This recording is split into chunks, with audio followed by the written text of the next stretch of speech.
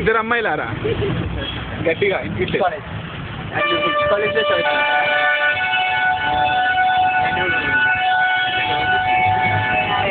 మీకు నువ్వంటే నాకు చాలా ఇష్టం.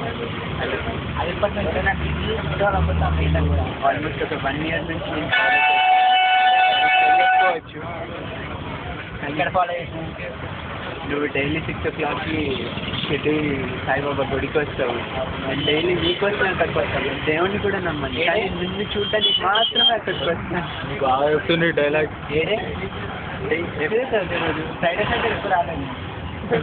అనుకోని రేపు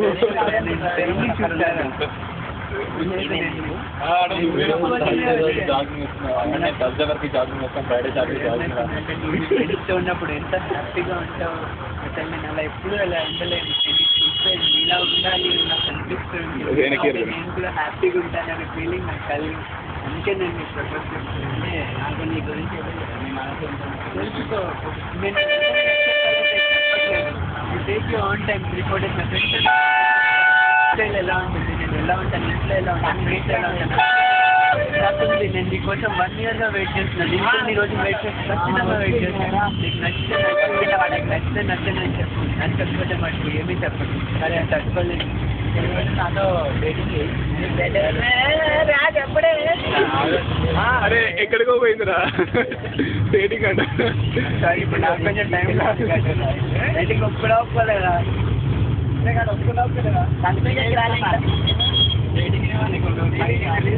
లైటింగ్ ఒప్పుకోలేదా? తిరగడం దాకా okay, more than that I can't. నేను అదే అన్నా, లోపల లైటింగ్ అంటే ఇప్పుడు ఇద్దరు తిరుగుతుర్రా, ఇద్దరు తిరుగుతుర్రు కదా, తిరుగుతురు ఇద్దరు. ప్రసాద్ వేరు నడిపే సినిమా. నువ్వు ప్రసాద్ వేరు ఇద్దరు తిరుగుతురు రోడ్ల మీద సినిమా. ఓకే, ఇద్దరు ఫ్రెండ్స్ అయిపోయి ప్రసాద్కి అవసరం ఫ్రెండ్స్ చూసావా. ఒకప్పుడు ఇప్పుడు నువ్వు కూడా నా గురించి తెలుసుకోవడం ఇంట్రెస్ట్. నువ్వు అంత బతినాడి రిక్వెస్ట్ చేస్తుంటే నాకు కూడా ఉన్నాయి జాలి వాళ్ళు కదా.